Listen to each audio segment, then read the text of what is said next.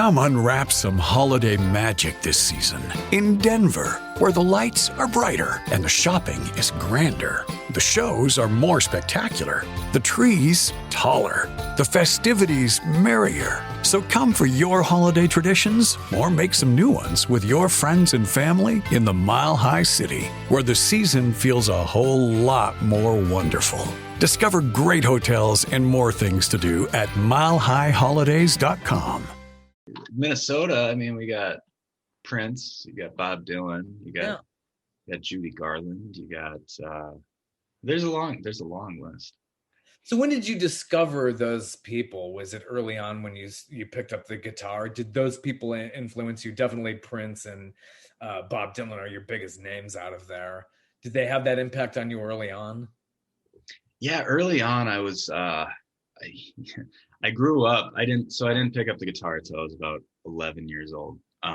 But I grew up. My dad we'd drive around in his pickup truck, and he had a tape cassette player, and he had this oldies tape of like all these. It had Johnny Cash, it had Tennessee Ernie Ford, it had, I think, Patsy Cline was on there. So kind of that early country stuff was what I kind of grew up listening to, and a lot of John Prine. A lot of Van Morrison. We'd put the tape cassette in, flip it, and then flip it back, and it would just stay in there.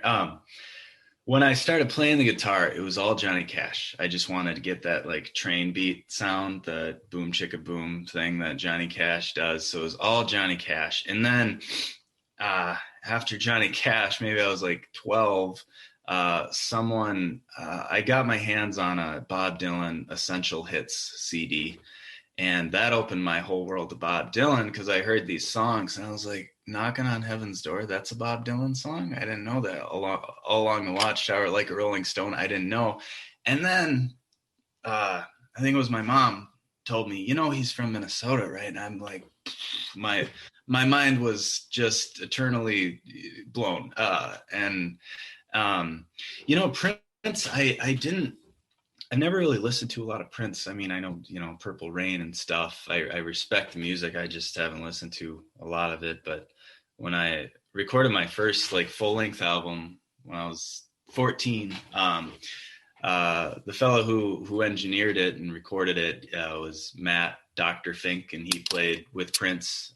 He played in Prince and the Revolution, and he was always in the back on the keyboard with like the stethoscope and the full doctor suit and stuff. So that was a cool Prince connection. Everybody in Minnesota's got like some way they know Prince and their link. That's my 14th degree connection, as I happen to, but that's it. I never knew Prince.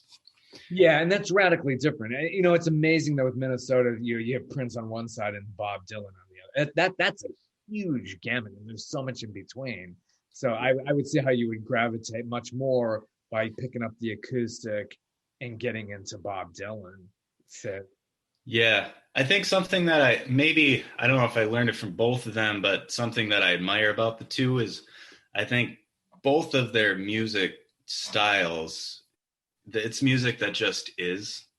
It's really hard. I think it's hard to put Bob Dylan in one genre, and I think it's equally hard to put Prince in one genre. I think they just make music that it's just music, and I think that's a really cool thing about both of them.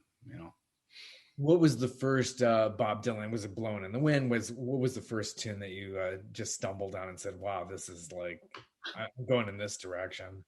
I think the first one I learned in its entirety. I don't know why I started with it, but Hard Rain's Gonna Fall. And I'd play it at open mics and stuff, and I'd play all however many verses there are. Yeah, I think that was one of the first ones. There's a video. There's all these videos of me when I was like 11 or 12 years old. They're still floating around on YouTube. There's me playing like Up on Cripple Creek by the band. I was wearing like a tank top shirt with those winter hats with the flaps on them, and I was like, it got 30. I don't know how it got up to like 30,000 views when I was 12, but it did. And So there's videos of me doing the Up on Cripple Creek by the band. There's a video of Blown in the Wind by Bob Dylan and all that early stuff. So Blown in the Wind was in there. Yeah, it resonates no matter what age you're at. How did you pick up the guitar? What was your first inkling to get into this?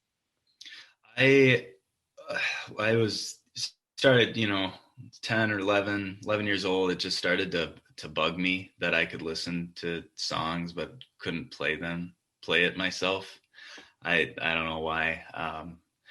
And so I just kind of started figuring out how to play. My grandpa happened to pass away right around that time, and he had this old beat up guitar where the strings were about this high off of the fretboard. So you had to you really got calluses when you played that thing. But I asked my grandma, hey, would you mind if I kind of took grandpa's old guitar and played it a little bit? And she said, yeah, go for it. So I learned on that and, just started playing the Johnny Cash songs, and I moved on to other stuff and finally writing my own songs. So you went through school. How was it did you do a lot of talent shows through school, and did you keep that totally separate from school? Yeah. I didn't even start in school. I started at the bars. It was a spring break. And I think I was sixth grade, and my dad says I was moping around the house. I don't know if that's true, but maybe I just looked a little bored. And he said, why don't you get your guitar? We'll go to Famous Dave's, the barbecue. It's a barbecue place. I don't know if they got them where you are, but it's they do barbecue, and it's a full service bar. Anyways, they had a blues jam every Sunday night here in Minneapolis, and I think they are still doing it, sans COVID stuff. But went there, got up with the band, and I played The Weight by the band, and the other song I forgot what it was. And then we met someone there named Lady J. Jackie Maddox is her name, and she ran a blues jam the next day at another bar called Shaw's Bar in town. It was another blues jam, and I went there and and kept going to these bars. My dad would take me every Sunday, Monday, and then we found another one that was on a Tuesday. As long as my homework was all done and my grades were up, I did pretty well in school because, well, I was forced to, and I wanted to. But anyways, kept playing at these bars. I'd play some songs with the band, or they'd let me get up during break, and I was a little 12-year-old kid at the bars, and which was good. I think I got to see adult musicians and kind of how they act, how they handle themselves, what they do, and it was a really good learning experience. Oh yeah, it definitely had to be a great learning experience, and getting used to it. How did it feel getting up in front of crowds for the first time? Did you have jitters, or were you just a total natural getting right into it? Yeah, I didn't have any jitters. I just I really looked forward to it, and it felt natural, and I'm thankful that it is natural, that it feels natural, because God, that'd be a painful profession to get into if you hated it, right? Exactly. Making money at it is the biggest challenge at something you love. So, but if the passion's there, it will fall into place in some way, shape, or form. So, Sure. Did you perform like that all the way through, middle school, high school, and beyond that? Yeah, kind of. I'd keep going to the open jams and open mics and stuff. But when I was 13, I wrote this song called "Song to Bob." It was about it was an experience where Bob Dylan came and played in Minnesota, November 8th, 2008. It was actually President Obama's election day, and we came up with this cardboard sign that said 12-year-old singer-songwriter wants to play with you tonight, give me a chance. And we held it up by his tour bus, and a couple of his band members kind of looked and gave thumbs up, and Dylan kind of sort of looked to the side and then just went up and did his concert, and I didn't get to play, unfortunately. But there was a story that came out of it, Song to Bob. If you look it up on YouTube, it's all there. But I went up to Zimmy's Bar, named after Robert Zimmerman, Bob Dylan's original name, in his hometown of Hibbing, and they had a yearly Dylan Days singer-songwriter contest where you sang a song you wrote and then like a Bob Dylan song. I won that contest, and from there I got to like open for a thing called Hippie Fest, where the lead singers of like the Turtles, Three Dog Night, like a guitarist, Joey Mullen from Badfinger, Denny Lane from the Paul McCartney's Wings, they all played at the show, and I got to open at the State Theater here in town, and then I got to open for Nitty Gritty Dirt Band and Ozark Mountain Daredevils at one point too, and a couple others. Phil Solemn from the Rembrandts, that was pretty cool. And so I kept playing at all these open jams, but then I had the opportunity to play kind of opening for some of these cool shows. And, we'd book a couple of my own shows too around town. There's a thing called the Lake Harriet Band Show, which is this band stage thing on the lake, and other bars. And so, yeah, doing school, doing college, also doing things like that. And so kind of kept combination of all the things going. Where did you go to college? I went to a place called McAllister College. It's in St. Paul, Minnesota. I like Minnesota a lot. I grew up and I happened to go to school here. I went there, and I was an economics major and a Chinese minor. Wow, what a great fallback! You can tell. I like economics. It's I love spreadsheets, and I use spreadsheets for music stuff too. I got a book. If we're booking gigs, you got to have a way to keep track of it and all that stuff. And it's fun. I don't know, if you like you said, if you got a passion for things, you kind of find a way to make them coincide and work together for the most part. It takes time to find that kind of a niche and to find that hook. And it's so hard in the music world. When did you start getting into recording professionally? Sure. Well, I recorded the first full-length album when I was about 14, and that was with Dr. Fink at his studio, and then recorded another one when I was 18, and then a EP, at 20 something, 21, 22. And now working on these singles and, working on a full length album for the summer. So 14, that's when we recorded, I'll say first time, I don't know professionally, but well, sure. First time at a nice studio. How about that? Right. Yeah. What was it like hearing that back though? You're professionally recorded at that moment. How did that feel when you first started hearing your stuff back? It felt nice.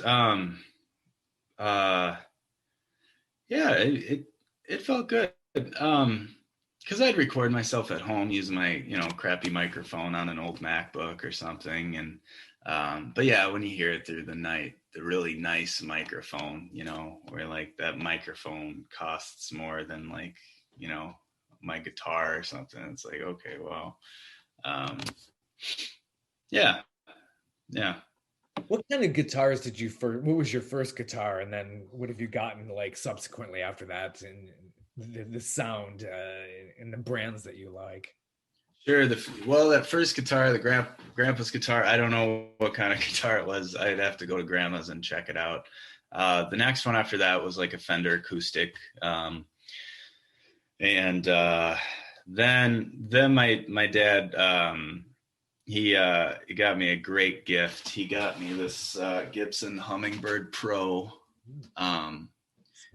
which the strings are the perfect distance off the fretboard. It's got a tuner built in with an equalizer. It's got all that stuff. And I've been playing this, for like 10 years now.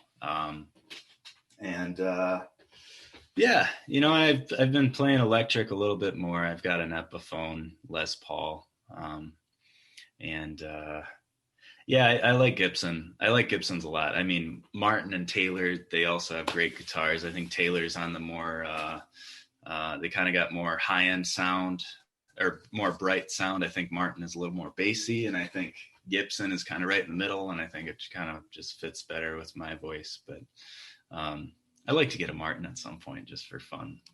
Sure. Yeah, it seems to become an addiction. You just start building the collection, and you know you've made it probably at that point, I would think. But Yeah, I'm kind of scared. It's like if I get one, am I gonna like start getting more and more? I mean, I don't know. Start hoarding guitars. so how many, I mean, they always say, or they, you know, it's, I think it was the Gladwells who wrote this book about how many hours it takes to really perfect yourself in order to really master your craft. How much were you practicing growing up? Did you feel, were you on it every day, just once in a blue moon? How did you like perfect your craft as you were getting older? Yeah, I think when I first started playing, I just was addicted to it, and it was all I would do. So I think because of that, because of just spending so much time doing it, I think I learned pretty quickly and kind of caught on to things. Uh, and so because I think I was able to also get kind of strumming patterns down just because I was listening to so much music at the same time. Like I wouldn't just listen to one album and then be done. I just listen to that album like 1,000 times over and over again. I do the same thing with TV shows now. Like I'll watch a show and then just start over and watch it again, you know, even though I just watched it. But I think doing that, you kind of learn you learn patterns well. And so yeah, I was just obsessed with it and just kept doing it all the time. Oh yeah, you have to. So you got every Dylan record there is, or just some? I mean, I had like a couple CDs, you know, and then if I wanted to listen to something else, I don't know, go to the library, get the CD or something. I don't have like a collection unless you call my like Spotify collection, but I guess everybody's got that collection now.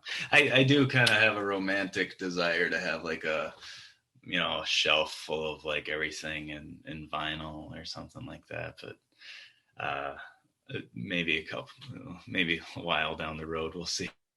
It's quite bulky, and then it's hard to move with all of that. But yeah, it's Yeah. nice to have a good library and a really good a sound system, you know, where you could really play analog recordings and they sound like, yeah, it's expensive though.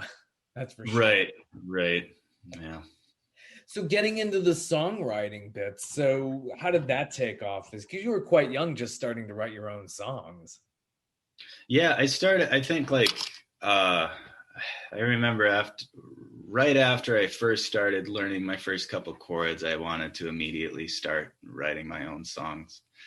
Um and I mean I'd like to say there was some process, you know, A to B to C, but I think it just kind of happened, and I just started kind of writing songs. And I think, you know, over the years since I started, I think I've gotten better at knowing how many verses are too much, how many verses are too little, maybe kind of learning more where to break a song up, where to put in a bridge or a chorus. Not that I've perfected it by any means. There's, you know, I think I've just still got way, way, way more to grow and way more to learn. But um, it's, it's nice to know you've learned a little bit, I guess. Yeah, I think it is. I think it's something you just got to keep doing and doing. And I think that's really difficult to do lyrics and music. Yeah, and you know, some of your artists, you know, don't even want to deal with lyrics, but they can come up with the melodies. And Mm. so to do 100% of that, I think it's probably got to be incredibly challenging. Yeah, I think it can be kind of, it can be tough. But I don't know. I think if I get some kind of melody or hook in my mind, I it kind of goes it goes smoothly building off of that. I think where it gets tough is just when you got like a long period of time where just nothing comes to you, and you're like, man, am I even a musician anymore? And you get kind of a little bit sad, but then you get an idea again, and then you start working on it, and then another idea comes. So there's been songwriters that have, I think authors too. I feel like this analogy has been like used to death, but it's kind of like fishing, like some days you're going to catch a bunch in a row, and then some days you're just going to go out for a couple months and you're not going to get anything. And I guess the point is we just keep trying, Yeah, it really is. There's no exact science to that. So yeah, sometimes just the best stuff just comes at you and you just got to quickly write it down and get it going. And other things, yeah, if you overthink it, then you're going to start a writer's block. So that's got to be really tough. So where do you get some of your ideas? Just from your environment there, or from whatever you're reading or seeing on TV or listening to other music? It's hard to pinpoint, but I think all of our minds are just like a bucket, and I think there's just stuff floating around in the ether, like you said, either from like TV or something you hear, or maybe just some idea that's been floating around in your head is like a bucket that finally catches it at some point. And I think it all kind of mixes together. I think once in a while I'll hear like a word, like a certain word I like, and I'll kind of just bookmark it in my mind and then use it at some point. So that happens once in a while. Yeah, I would think it does. And also with the melodies, I mean, you could hear something and you kind of have earworm, and you just work off of that. And I think a lot of stuff is derived off of what has already existed before. I definitely, you can even go back to the Beatles and way before all that, how they all derived off of one another. So yeah, but I do think that Dylan was definitely, an original in his own right, and so many had derived off of him. Oh, for sure. I mean, I think everybody's like a combination of original and also derivative, yeah, because everybody's just we're all just building this collective, castle together, and everybody adds a brick and somebody else adds another brick and somebody puts it in a unique way based on the way this person did it.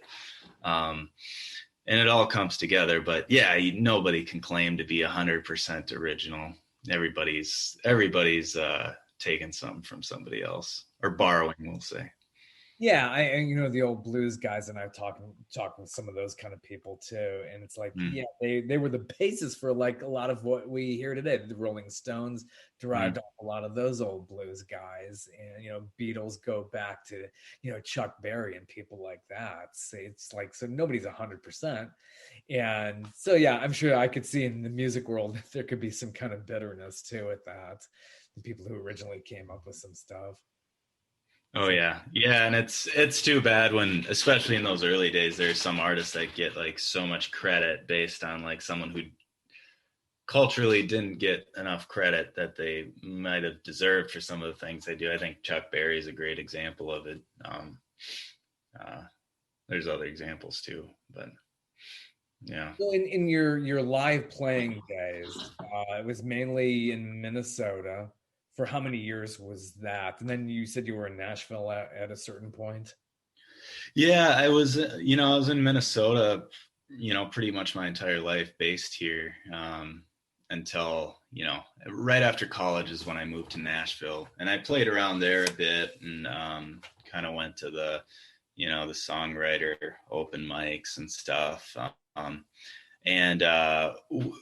When I was down there, I think I learned a lot about the music industry, and kind of studied, how to book gigs, how to play, colleges, how to play this and that. And hunkered down and kind of researched while I was down there, so that when I moved back here, I started playing colleges and booking myself at, every brewery and winery and outdoor, festival that would accept me. And just trying to play as much as possible wherever possible, and that's gotten me out of the state a little more too. Like for instance, in April, I'm going to be playing at a college in South Carolina, so that'll be nice. I mean, I've played like not last summer, but the summer before. I mean, I was playing in brewery in Colorado, some wineries down in Kentucky, and, different places, throughout. And so it's a good way it's a good excuse to travel and see different places. Oh yeah, especially in the age of COVID, has it been kind of difficult to try to get out and book gigs? Yeah. And I definitely, is a certain percentage that you're down now because of COVID, especially in Minneapolis. I'm sure it's tight quarters, and then you have winter, and so I'm sure they don't want to have too many people inside in places. Yeah, I'd say from last March all the way till like the middle of the summer, everything was pretty much canceled, and now it's accepting of it. It's the safe thing to do. It's tough, obviously, and it's tough for everybody in every profession. But the middle of the summer, there was a couple more outdoor shows that I did, and then I kind of made the decision going into this winter that I wouldn't be doing any indoor shows. It's kind of gone down to 0% for the winter, but I've got other things that, are keeping me busy, and I'm recording and working on a full length album for the summer. And once things warm up and, we all get vaccinated and all that stuff, we'll all be back at it. So. Yeah, I really hope it couldn't happen soon enough. Yeah. So, are you driving to all these places, flying a little bit? Mostly driving, but that college in South Carolina, I think it's looking like it's just going to be a one day deal. Salutations, my fellow food lovers. This is Chef Mark here from Johnny's Italian Steakhouse, and I want to tell you about our filet Oscar. This premium filet is topped with Johnny's lump crab cake, grilled asparagus, and our signature béarnaise sauce. But the start to any great night always begins with a killer appetizer, and I recommend trying out our jumbo pan-seared sea scallops with Brussels sprout slaw tossed in Johnny's hot bacon dressing. It is so good. I know that you will love my filet Oscar as much as I love preparing it, so come to Johnny's tonight. Johnny's Italian Steakhouse, Village Point Shopping Center, Omaha. Go Ford for your next truck or SUV and find an easier way to buy with Woodhouse Ford today. And experience the convenience of buying with Woodhouse Ford. Lease a 2023 Ford Escape Active for $397 per month for 48 months and 7,500 miles per year. First payment and $299 doc fee due at signing. Security deposit waived. Tax title license extra with approved credit. Expires 12/04/2023. At that place, so I think it's going to be like a fly in the night before.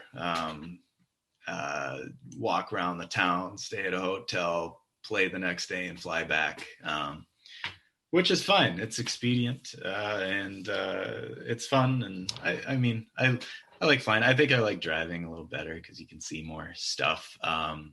But planes are cool. I like to have the window seat and watch it take off and land.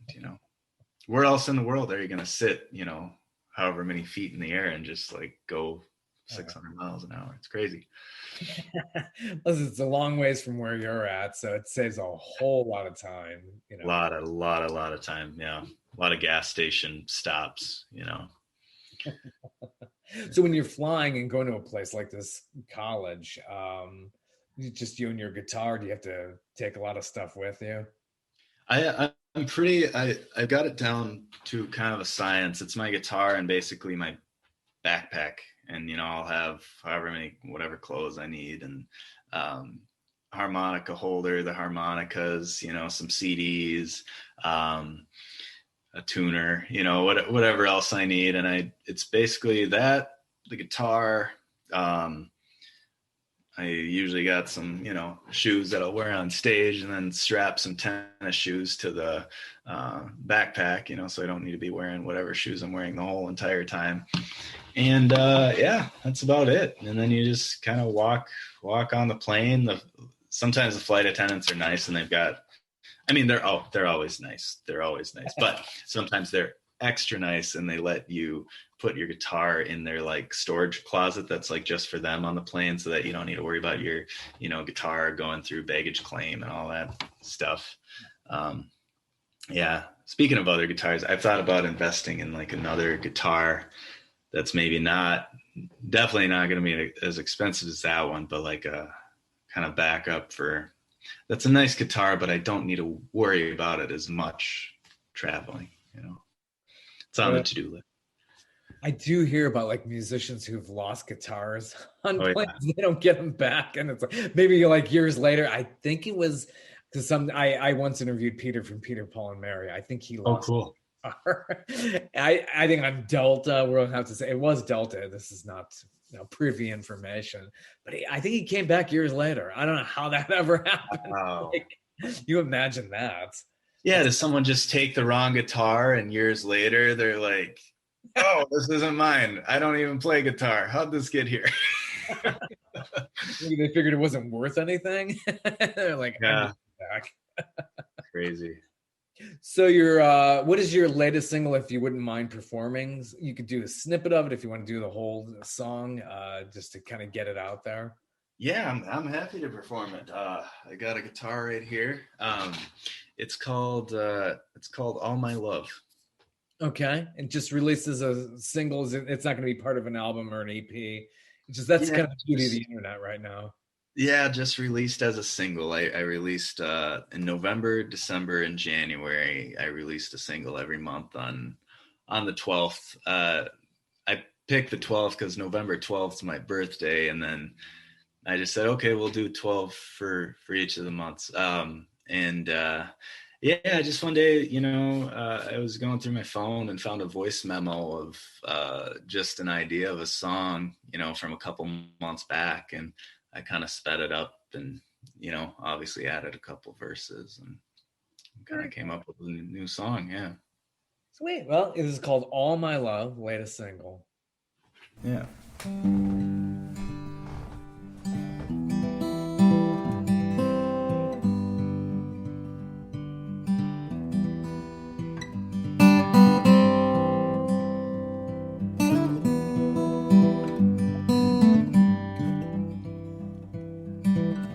Let me be on your mind.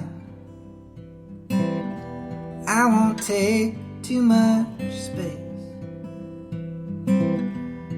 I'm a sinner when I'm blind, but I still know what it takes. I give all my love away. I give all my love away. Give it all away.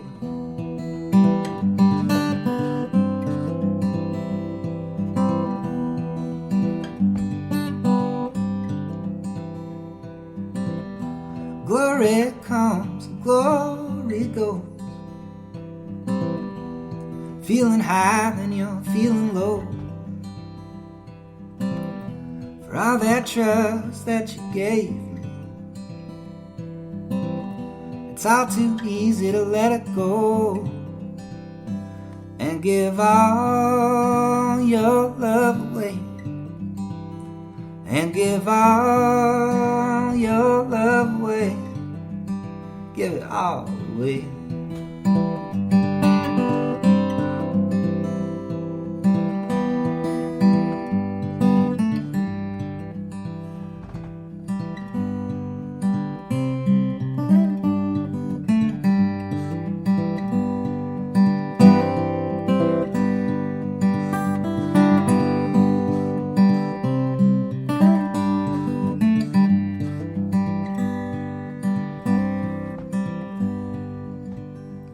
Give it all, give it all, give it all, give it all. Give it all away. Give it all, give it all, give it all, give it all. Give it all away.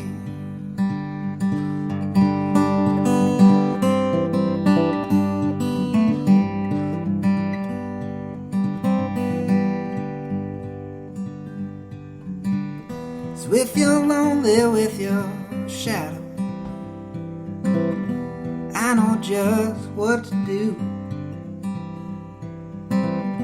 Just find all the love you gather and do your time and let it loose. And give all your love away. and give all your love away. Give it all away. Give it all away. Give it all away. Give it all away. Give it all away. Give it all away.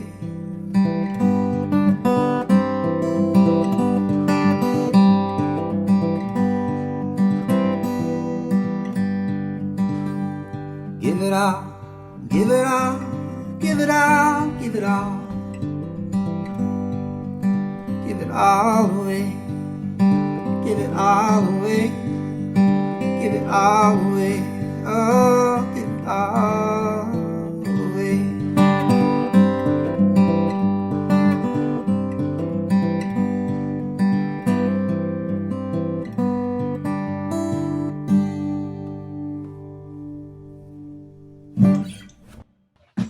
Actually, very soulful. I really enjoyed that. It's just very, very deep. Thank you. You won the Zimmy Award in Hibbing, Minnesota. Where exactly is Hibbing? Hibbing is here's Minnesota. Here's Minnesota. Minneapolis. Yeah, Minneapolis is here. Duluth is up here, and then Hibbing is kind of north a little bit. So it's about, if I'm guessing, it's about 3 or so hours north of where I am here in the cities. I've never been up that way. Yeah. The closest I came is maybe Chicago up that way, or I've been to Iowa. I've been up to Minnesota. That's just a total mystery to me. What's the culture like in the Twin Cities? It's just obviously you had the huge successful stars there. What is it? How is music like this received? That's when you played in cafes and bars and places like that. It's received well. I think what's cool about Minneapolis, St. Paul is it's so diverse culturally. Depending on which area you go to, I mean, there's just so many different pockets of the city with different cultures and different people. I don't want to use a cliche of like a melting pot or anything, but it's cool. So it's a nice, diverse place to live, and a lot of different music. There's a very strong alt rock scene. There's a very strong Americana style scene. There's also a very strong R&B kind of scene. I mean, Lizzo kind of built up her chops in the Twin Cities here. So I think that as a whole, I mean, everybody that lives here is very thankful for our music culture. Yeah, it's very rich in that. It's like big name up there, Hennepin. I always see that, like that's Hennepin, yeah. There's First Avenue, which is on First Avenue downtown here. But yeah, that's a big culturally significant music venue, I'd say. Yeah. Yeah, so it must have been a culture shock going down to Nashville. But then again, it kind of has its own little melting pot too. People converge on Nashville. It's a big music city too. So you must have found a lot of kindred spirits in that community as well. Yeah, definitely. And the cool thing about Nashville is, I don't know, as a town, it's kind of very upfront about music being not only an art form, but as being a business and an industry. I think Nashville is way more upfront about that than like other cities. Which is kind of cool. I think they kind of, it's like when you're at it's like a restaurant where you can kind of see the kitchen in the back. It's kind of neat, if you're able to see the food being made. And I think that's a little bit what Nashville provides that other cities don't as much. So a lot to learn in that respect too. Did a lot of that Nashville sound kind of rub off on you in a way? It seems like it's kind of infused it into your repertoire in a way. I don't know. I think maybe, I don't know. I think I kind of built a lot of my sound just wherever I happen to be.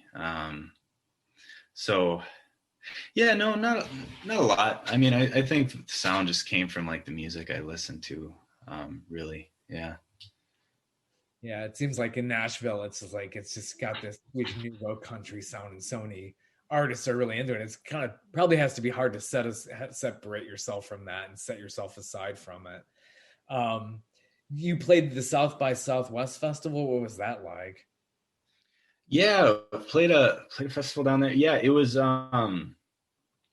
cool. It's just a crazy just sea of people just bouncing from one bar to the other, checking out whatever bands are, kind of in town. Go Ford for your next truck or SUV and find an easier way to buy with Woodhouse Ford today and experience the convenience of buying with Woodhouse Ford. Lease a 2023 Ford Escape Active for $397 per month for 48 months and 7,500 miles per year. First payment and $299 doc fee due at signing. Security deposit waived. Tax title license extra with approved credit. Expires 12/04/2023. The holidays start here at Baker's with a variety of options to celebrate traditions old and new. Whether you're making a traditional roasted turkey or spicy turkey tacos, your go-to shrimp cocktail, or your first Cajun risotto, Baker's has all the freshest ingredients to embrace your traditions. Baker's, fresh for everyone. We've locked in low prices to help you save big store-wide. Look for the locked in low prices tags and enjoy extra savings throughout the store. Baker's, fresh for everyone. Yeah, it's pretty neat. There was one band, I forgot the name, but like it was after I was done playing and we were just kind of all walking around, and it was a very small stage, and saw this act playing and was listening, and it was awesome. And then like a couple years later, I just heard it like somewhere, maybe it was a grocery store, or like maybe it was in a soundtrack of a movie. I don't know, but it was like, oh, I saw that person on a tiny stage when it was just, them and their guitar. So it's kind of cool, all the things that come out of that, cataclysm of a festival. Yeah, what a shame it's not been going on. I just hope one day they can bring that back. That's just really so sad when I saw that they couldn't hold it last year. And I was like, oh gosh, what a treat. I mean, I'm sure that had to be amazing to be a part of that. Yeah, I bet. I remember someone telling me when they first heard the news, South by Southwest canceled, and I was like, oh my God, this is crazy. And now looking back on it, it's like, oh yeah, of course they canceled. It's a huge gathering of people. But it's like, we've got I think humans, we've got this way of accepting conditions and getting used to them. Like this was all just a complete shock a year ago. And now we're all like, oh yeah, I got to wear a mask when you walk into the store, and you got to do this. And oh yeah, of course that big thing's canceled. It's like we adapt so quickly. That's really true. In less than a year, it's like, yeah, oh my God, I forgot the mask. Or now I dream. Yeah. I lost my mask. I just walked into a place. Oh my God, my mask isn't on. It's amazing how it's true. Yeah, I'll even be watching a show and like see, like a show that's filmed 10 years ago and people aren't wearing masks. And I'm like, what are you guys doing? Like, you got to put that thing on. It's like, oh yeah, there was a pandemic when Arrested Development was filmed, Right. And now you're starting to see some shows being done with that. Let's hope that becomes very dated, and let's hopefully in less than a year we look at that and say, oh, that's when we had to wear masks. Right. I hope this ends soon, but it's going to take a while for it to really tamp down and to get the message. It's tragic in so many other ways too. Oh, for sure. Has any of that inspired you in your writing, or are you basically just on another plane, just basically being in lockdown and just writing? Yeah. I haven't really written any plague songs, I talked with an artist, and he could write really fast. He could put out a bunch of songs at once. He just went to his cabin and just got 20 some songs out of it, just isolated in a cabin. So it's sign of the times, definitely. Yeah. So do you have another single that you'd like to play? Yeah, sure. This one was the December 12th single. It's a song called Sally. Cool. Yeah.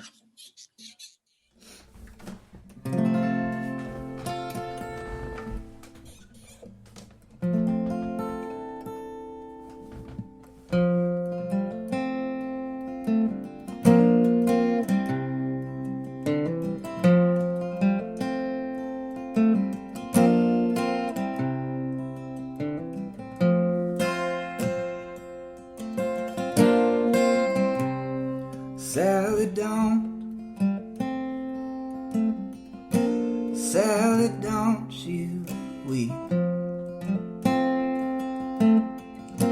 Sally, don't you keep me in your mind.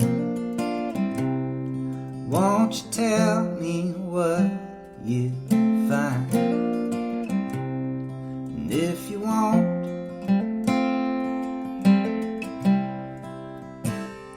well then you won't.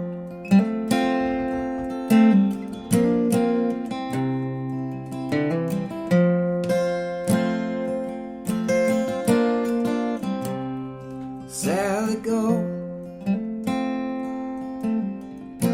Sally, don't you go.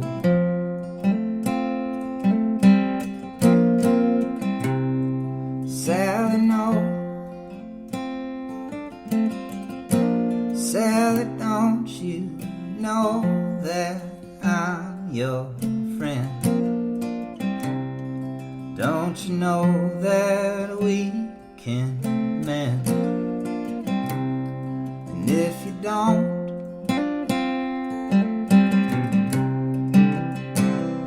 well then you won't.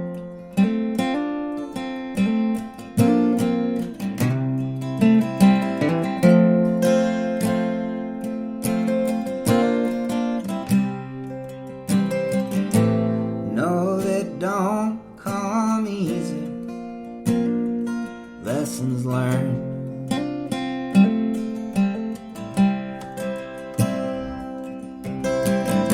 The wind is always breezy, for the fire burns.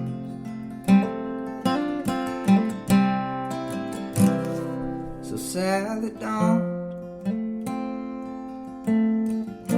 Sally, don't you weep.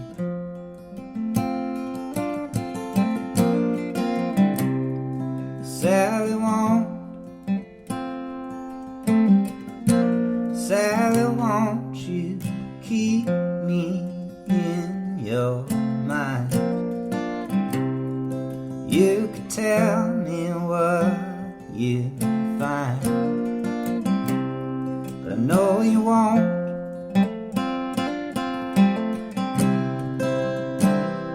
So Sally, don't. Sally, don't you weep. Sally, don't keep me on your mind. You won't tell me what you find. So Sally, don't.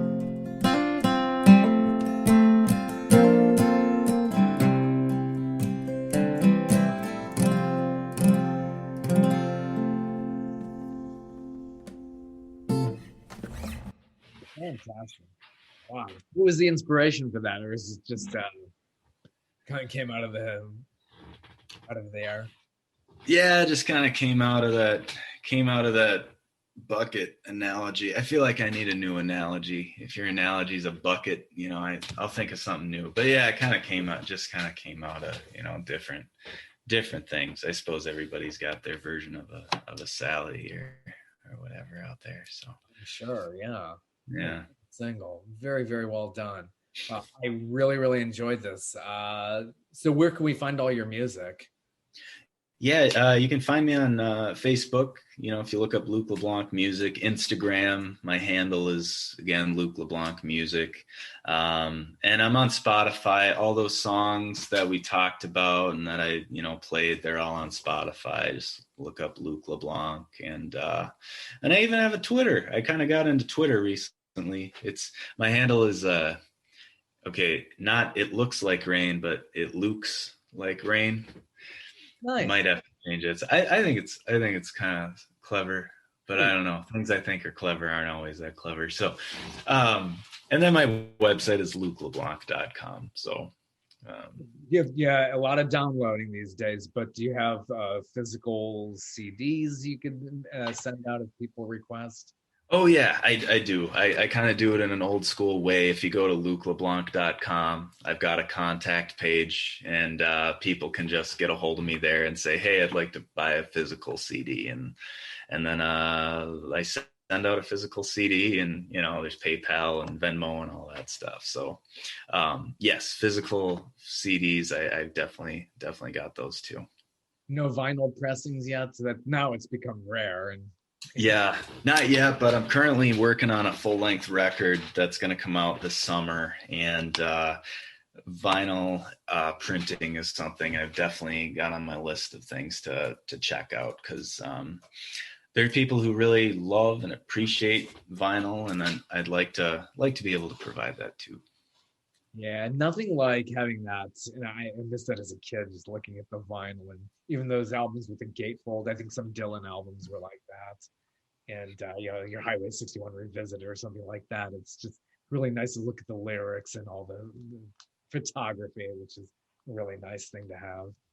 Yeah, we've kind of lost that thing where, I mean, even with CDs, you put the CD in, but then you can sit there and look at the credits and the photography and the artwork, and yeah, now we just play it on our phone and then scroll through all the crap on our social media feeds. And yeah, I gotta look up vinyls. I gotta figure out how to get those printed. You've inspired me, Robert. How about and you're on YouTube as well? Do you have your own YouTube channel? Oh yeah, of course. I am on YouTube as well. It should be also under Luke LeBlanc Music. I try to keep the handles consistent. So yep, on YouTube as well. YouTube, Instagram, Facebook, Spotify, Twitter, all the things. Not TikTok yet. I don't know. I feel like I'd get too addicted to TikTok. Yeah, I don't know. Yeah, that's one thing I haven't joined. I've been on a lot of these platforms over the years, but TikTok I haven't really even touched yet. Yeah. So have you done concept videos, or basically those are performance videos that you have out there? I'm good for the full length. There will be a music video or two for that. I haven't released it yet, but there's a variety of videos. There's videos of me performing live. There's a kind of cool one that I did at a house concert, and these brothers that one does video work, the other does audio. So it was kind of cool. They had the audio and the video all set up, and they sent me a video, and so that's cool. That's on there. Yeah, there's videos of me like in the just in the apartment playing songs. There's all sorts of stuff. There's something for everybody. I think the transfer for a lot of artists, they can, when you're a musician, they can also become actors. So that's some hate it, but some like make the transfer very well. Yeah. Amazing. Yeah, there we go. Yeah, I haven't really tried acting since sixth grade, when I was the extra in Godspell. So yeah, I can't say how that'll go. Yeah. Well, best wishes to you, and hopefully we'll hear from you, and we'll see some good singles come out, and then the LP will be out this summer. So yeah, well, it's been a pleasure, and I really appreciate you having me, and it was nice to meet you as well. And one of these days we'll have to do another one in person. That would be wonderful. I'm in Atlanta. Doing the videography, because I do that by trade, and I do video editing. So yeah, I really enjoy that. Well, we'll definitely have to do that. I hope that maybe one day you can come down here to the Atlanta area. We have a great club called Eddie's Attic, which is a great venue. I've interviewed artists over there, And Awesome. hopefully you can come in and be on a tour and see you down here in the ATL. Sounds good to me. Take care. We'll be in touch. Yep, you too. Thanks, Robert. The holidays start here at Baker's with a variety of options to celebrate traditions old and new. Whether you're making a traditional roasted turkey or spicy turkey tacos, your go-to shrimp cocktail, or your first Cajun risotto, Baker's has all the freshest ingredients to embrace your traditions. Baker's, fresh for everyone. Choose from a great selection of digital coupons and use them up to 5 times in one transaction. Check our app for details. Baker's, fresh for everyone.